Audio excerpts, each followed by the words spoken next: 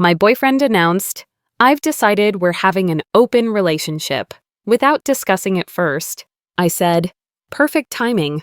What he discovered about my new lawyer boyfriend's CEO brother made him realize his plan had completely backfired. I, Natalie Rodriguez, 32, was reviewing quarterly reports on my laptop last Thursday evening when my boyfriend, Troy Hoffman, 30, walked into our living room. Instead of his usual spot next to me on the couch, he sat across from me in the armchair. That should have been my first red flag.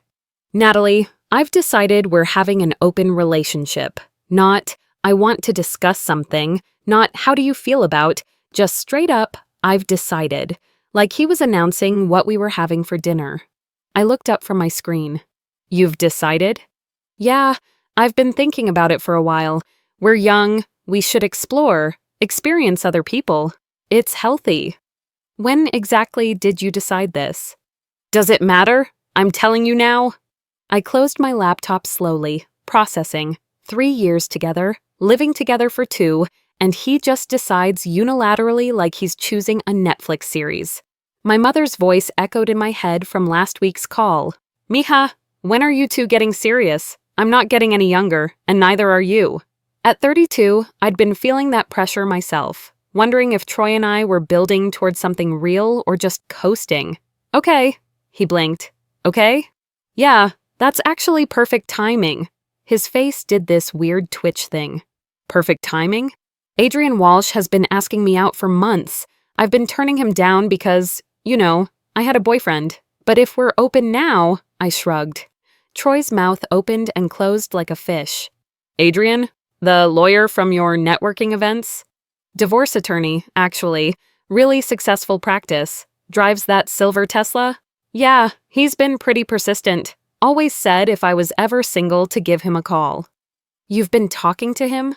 "Troy, I network for my career. We chat at professional events. He's made it clear he's interested, but I always said I was taken. Now I guess I'm not. Well, not exclusively." The silence stretched. I could practically see the gears grinding in his head. This wasn't how he'd pictured this going. In all honesty, I felt a weird mix of relief and terror. Here I was, 32 years old, watching another relationship potentially crumble, wondering if I was running out of time to find someone who actually wanted to build a future with me. "I mean, we should have rules," he said finally. "Sure. What kind of rules?" "Like, we tell each other everything. No catching feelings. And, I don't know, I haven't worked out all the details." "Maybe you should have worked them out before making this decision for both of us." He stood up, started pacing. "You're being really calm about this." "Should I not be? This is what you want, right?" Yes, it is." "Cool. I'll probably text Adrian tomorrow then." "Tomorrow? Why wait? We're open now, aren't we?" He stomped off to the bedroom. I heard him on the phone, probably with his gym buddy Jerome, or his sister Jessica, whatever. He made his bed. Here's the thing. I wasn't even angry, just disappointed. We'd had our rough patches lately, sure. I'd been working late for this promotion opportunity at work, making $75,000 as a senior marketing coordinator, but knowing I could push for director level if I put in the effort. Less time for date nights, but I thought we'd work through it like adults. Apparently, Troy thought we'd work through it by adding more people to the equation. Fine by me. 2 can play this game.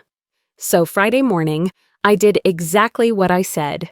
Texted Adrian from my office. "Hey, remember that dinner invitation? My relationship status just got complicated. Still interested?" He replied within minutes. "Very interested. How about tonight? I know this great place downtown." When I got home that evening to change, Troy was getting ready too. Button-down shirt, cologne, the works. "Going out?" I asked casually. "Yeah, meeting someone." "Cool, me too." He froze with his cologne bottle halfway raised. "Adrian?" "The divorce attorney, the successful one. Should be interesting." Troy finished spraying his cologne aggressively. "Whatever. Have fun." "You too." I wasn't trying to be petty. He wanted open, we're open. But apparently, he thought open meant he could date, while I sat home organizing our shared Google Calendar and maybe finally calling my mom back to discuss her latest hints about grandchildren. Saturday morning was awkward. We both came home around the same time, separately. He looked tired and frustrated. I probably looked tired too, but for much better reasons. Adrian and I had talked until 2 a.m. about everything: career goals, travel plans, what we actually wanted from life. At 38, he had this clarity about his priorities that was refreshing. No games, no uncertainty about whether he wanted something serious eventually. "How was your night?" I asked, making coffee. "Fine. Yours?" "Really good, actually. Adrian's taking me to that new art gallery opening next weekend. His firm represents some of the artists." Troy scrolled through his phone aggressively. "Oh, and your mom called yesterday. She wants us both for dinner Sunday." "Both of us?" "We're still together, Troy. Open relationship doesn't mean we're not together." "Right. Yeah, I'll be there." I had this sinking feeling in my stomach, wondering what I was going to tell my own family about this arrangement. My sister Carmen had just gotten engaged at 29, and here I was at 32, figuring out open relationships. But maybe this was exactly what I needed: a chance to see what else was out there before I settled down permanently. Sunday dinner with Troy's parents was interesting. He was super affectionate, holding my hand, touching my arm, laughing at everything I said about work. His parents probably thought we'd never been happier. His sister Jessica kept giving us weird looks, though, especially when Troy mentioned casually that we were exploring new ways to strengthen our relationship. I caught Jessica's eye and saw something like sympathy there, or maybe concern. It made me wonder what Troy had told his family about our relationship, and more importantly, what he'd been planning before Thursday's announcement. Monday is when things got really interesting. I was in a client meeting when I got a text from Jessica. "Were you at Rosewood downtown last night?" "Yeah, why?" "With some older guy in a nice suit?" "Adrian, yeah." Why? There was a long pause before she replied. "Do you know who Adrian Walsh is?" "Divorce attorney." "Why, his brother, Daniel Walsh, is CEO of Pinnacle Marketing Group." My stomach dropped. Pinnacle was the company I'd been researching for potential opportunities. They had several director-level positions that would be perfect career moves, the kind that could bump me from my current $75K to potentially $95K or more. Troy doesn't know, does he? "Know what? We're in an open relationship. Troy's decision." "What? He told us you guys were just going through a rough patch." About 2 hours later, my phone started buzzing. 12 texts from Troy in rapid succession. Jessica told me about Adrian's brother. "You can't date him. This affects your career and mine. People will think I can't handle my own relationship. You're doing this to humiliate me. Answer me. Where are you? This isn't what I meant. You need to stop seeing him now. I can't believe you'd do this to us. Come home. We need to talk. You can't date someone connected to your work." I sent one text back. "In meetings all day, we can discuss your concerns about the rules you forgot to make tonight." When I got home, Troy was pacing our living room like a caged animal. "You knew who Adrian's brother was." "Actually, I didn't. Found out today when Jessica texted me. Small world." "You have to stop seeing him." "Why?" "Because it's complicated with your job situation." "Troy, we're in an open relationship. You decided. I'm just following through. Not with him. You said we needed rules. We never made any. Can't retroactively add them now." He actually yelled, like full voice yelled. "You're doing this to get back at me. Troy, you announced we're open. I accepted it. I'm dating someone. You wanted this. I wanted us to explore, have fun, not this." "What exactly did you think would happen?" That's when the truth came out. Turns out he'd been training Amber Collins, this 24-year-old Instagram fitness influencer, for weeks at 120s per session. He figured announcing the open relationship would let him test the waters with her while keeping me as his stable, reliable backup plan. He'd been building up to this for months, apparently. He never thought I'd actually date anyone, especially not immediately, especially not someone successful who could offer me things he couldn't. So this whole thing was just so you could cheat with permission. It's not cheating if we're open, but it would have been cheating for the past 2 months while you were building up to this moment with Amber. Silence. Get out. What? I need space. Go stay with Jerome or your parents. I need to think. You can't kick me out. I live here too. You're right. I'll go then. I packed a bag and went to my best friend Maya's place. She took one look at my face and put the kettle on. Okay, spill everything, she said, settling into her couch with 2 mugs of tea. I told her the whole story, the announcement, Adrian, the connection to Pinnacle, Troy's meltdown. Wait, back up, Maya said, her financial advisor brain kicking in. He's been planning this for months? Apparently. And now he's mad because you're not sitting around waiting for him to decide you're worth coming back to? That's about the size of it. Maya shook her head. Natalie, you're 32. You don't have time for this kind of manipulation. You want kids someday? That hit me right in the gut. Yeah, I think so. I mean, I've been thinking about it more lately. Then you definitely don't have time to waste on someone who treats your relationship like a backup plan. She leaned forward. What's your gut telling you about Adrian? He's different, mature. When he talks about the future, he actually means it. He's not just throwing around vague someday language. Good. And the job thing? That's what's freaking me out. What if it complicates everything? Or, Maya said, what if it doesn't? You're a professional. He's a professional. His brother sounds like a professional. Maybe they can handle a situation like adults. When I checked Instagram later that night, there was Troy posted up with Amber at some trendy juice bar. Caption, exploring new connections. The comments were brutal. Bunch of people asking where I was, saying they thought we were solid. He was deleting comments in real time. Meanwhile, Adrian texted, Hey, weird question, but my brother Daniel just asked if I'm dating someone named Troy's girlfriend. He seemed concerned about potential conflicts of interest. This was getting messier than I'd anticipated, but also clearer. Tuesday morning, I got a call from our landlord. Apparently, Troy called him saying I'd abandoned the apartment and he needed my name off the lease because I was unstable and vindictive. Our landlord, bless him, knows me well. I've lived there 3 years, never missed rent, always been professional. Natalie, what's really going on here? Relationship issues. I'm staying with a friend for a few days to cool off. Rent's paid through next month. He said you moved out permanently, and he's bringing someone else in. I took 1 bag of clothes and my laptop. My entire home office setup is still there. Figured something was off. He sounded aggressive. Yeah, that's why I'm at Maya's. He told me not to worry about the lease for now and to keep him posted. But then Troy started showing up places. First, my office building.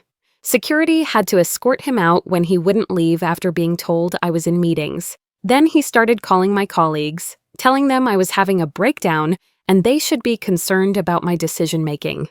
My manager pulled me aside Wednesday afternoon. Natalie, is everything okay at home? Troy called saying you're going through something and might not be thinking clearly about career opportunities. I was mortified. Everything's fine professionally. Troy and I are having personal issues, but it has nothing to do with my work. Good to know, because honestly, your work has been stellar lately. Don't let personal drama derail your career trajectory. The peak entitlement came Thursday night, 3 weeks after Troy's initial announcement. Adrian and I were having dinner at this nice Italian place when Troy walked in. With Amber. The hostess started to seat them, and Troy specifically requested the table right next to us. Troy, I said calmly, there are 20 empty tables. Please sit anywhere else. It's a free country. We can sit where we want. Adrian, who is apparently used to dealing with difficult people in his profession, stood up smoothly. Actually, we were just finishing. Enjoy your meal. As we were leaving, Troy grabbed my arm. We need to talk. We really don't. You live with me. I'm staying with Maya right now, as you know, since you tried to get me off the lease. Amber, who looked like she was beginning to understand she'd walked into a drama, finally spoke. Maybe we should just go. No, Troy said. She's making decisions for you now? No, Adrian said calmly. She's being reasonable, something you might want to try. We left, but Troy followed us to the parking lot. You can't just walk away from 3 years, he called out. You walked away when you made a unilateral decision about our relationship, I replied without turning around. I made a mistake! I stopped and turned back. No, Troy, you made a decision, a calculated one. Now live with it. He started crying then. Not sad crying, angry, frustrated crying. Maya was right. You're being cruel. I'm being cruel? You planned this whole thing to date Amber guilt-free while keeping me as backup. That's not— I didn't— Your sister told me everything, Troy. You've been talking about Amber since February. That shut him up. Jessica had spilled everything to Maya, who told me the whole story. Troy had been crushing on this Instagram trainer since winter, planning this whole open relationship thing to test if she was interested while keeping me around in case it didn't work out. You don't understand, he said finally. I was confused. No, you were selfish. Amber walked up then. Troy, our table's ready. Babe, give me a minute. Babe? They'd been open for 3 weeks and he was already calling her babe. Friday morning, I got a text from Daniel Walsh, Adrian's brother. Hi, Natalie. This is Daniel Walsh from Pinnacle Marketing. I know this is unconventional, but given the circumstances, I think we should discuss the elephant in the room. Are you available for coffee next week? I showed Adrian, who groaned. I'm so sorry. You don't have to meet with him. Actually, I think I should. Better to address it head on. The following Tuesday, I met Daniel at a quiet cafe downtown. He was exactly what I'd expected. Polished, professional, but surprisingly warm. I want to be clear that Adrian is an adult who makes his own choices, and this situation, while unusual, doesn't affect how I view your qualifications. However, I am concerned about potential complications. I completely understand. This isn't ideal. What concerns me more is what I'm hearing about your ex-boyfriend's behavior. Calling workplaces crosses a line. I was mortified. I had no idea he'd done that. My assistant forwarded me the messages he sent to our general inquiry email. He's claiming you're emotionally unstable and that hiring you would be a liability. My heart sank. I'm so sorry. I had no idea he'd— Daniel held up a hand. Natalie, I've been in business 15 years. I can spot a vindictive ex from a mile away. Your professional reputation speaks for itself. In fact, this situation shows me you handle crisis with grace. Thank you. That means more than you know. I've been reviewing applications for our Director of Strategic Marketing position. The salary range is $95 to $105K, depending on experience. Would you be interested in discussing it officially? I nearly choked on my coffee. Are you serious? Completely. The role requires someone who can navigate complex client relationships and maintain professionalism under pressure. From what I've seen, you fit that description. Yes, absolutely yes. Excellent. HR will reach out to schedule formal interviews. This process will take about 4 weeks. We're thorough here. And Natalie, Adrian mentioned you're going through a difficult time personally. Whatever support you need during this transition, consider it available, Bo. When I got back to Maya's that afternoon, she took one look at my face. Good news or bad news? Potential job offer, director level, $95K minimum. Maya screamed and hugged me. This is exactly what you needed. The universe is literally rearranging itself in your favor. It feels surreal. 6 weeks ago, I was in a relationship I thought was stable, making $75K, and living with someone who apparently saw me as a backup plan. And now? Now I'm potentially looking at a $20K raise, dating someone who actually respects me, and discovering I'm stronger than I thought I was. That evening, Troy started blowing up my phone again. Amber broke up with me. She said I was using her to make you jealous. This is your fault. You poisoned her against me. I've lost everything because of your vindictive behavior. We need to talk. I still love you.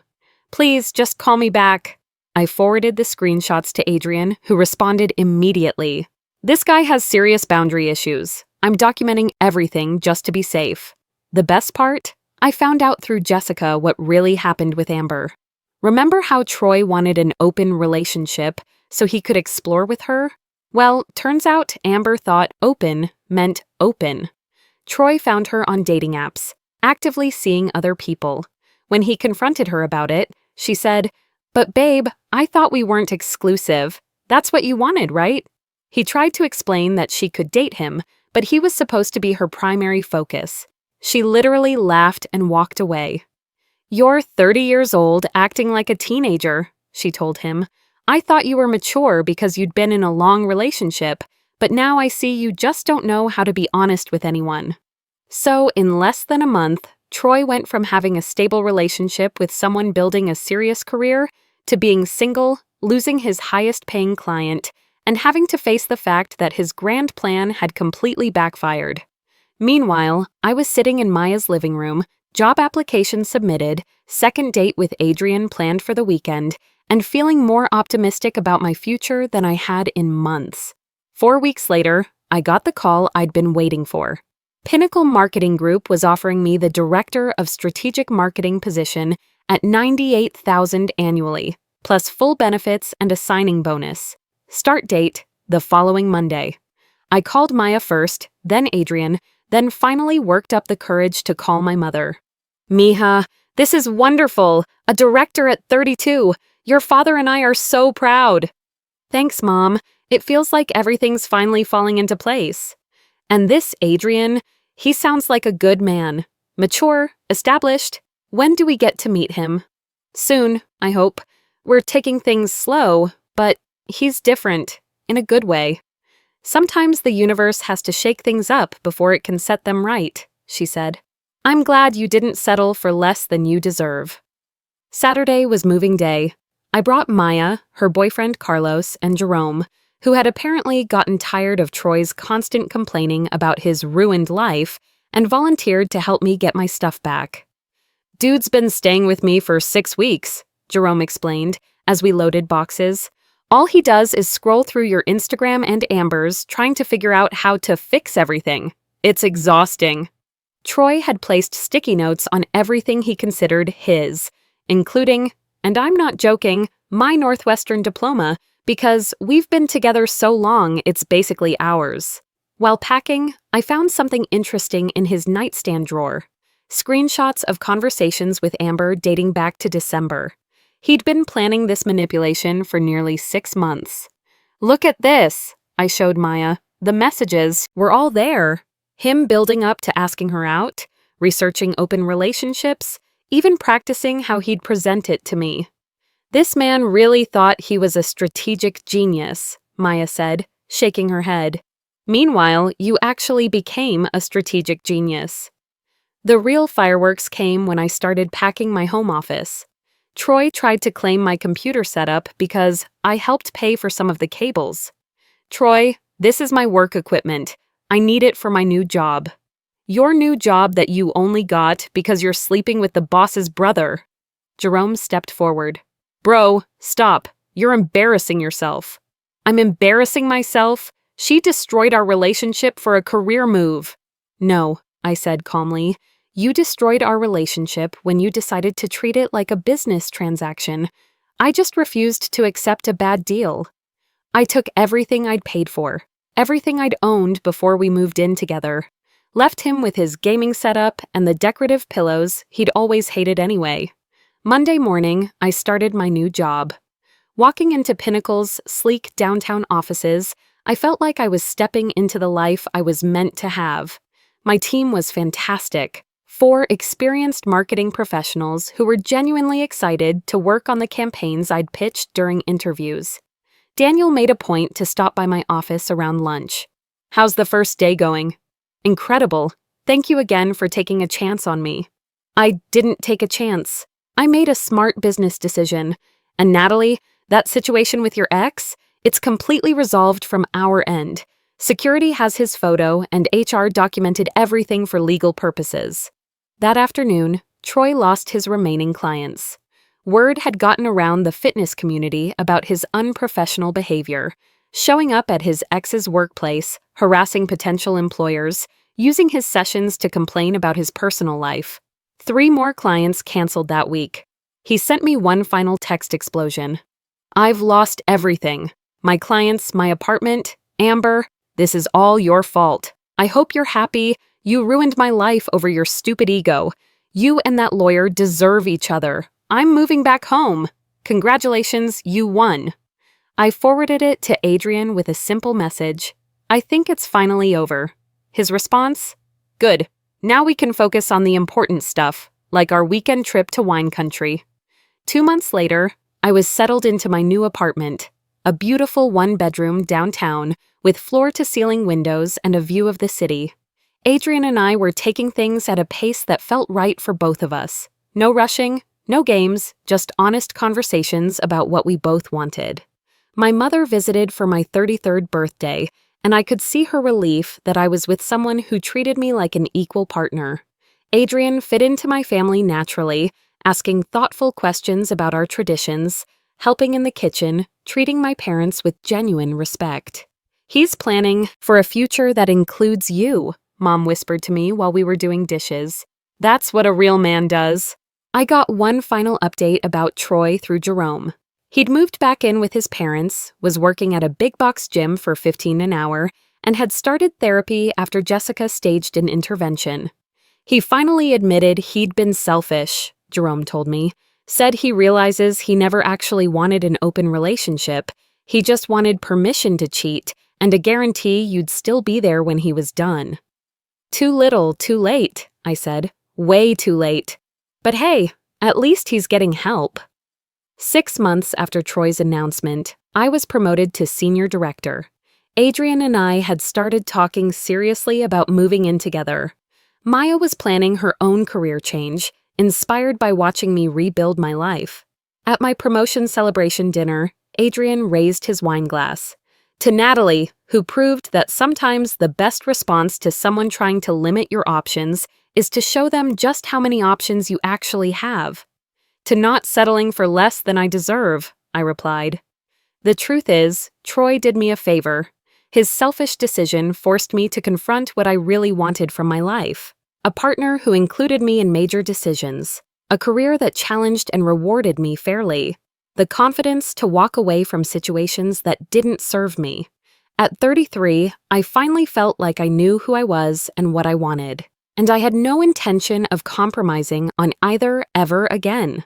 Sometimes the best revenge really is just living well and letting people face the natural consequences of their own choices.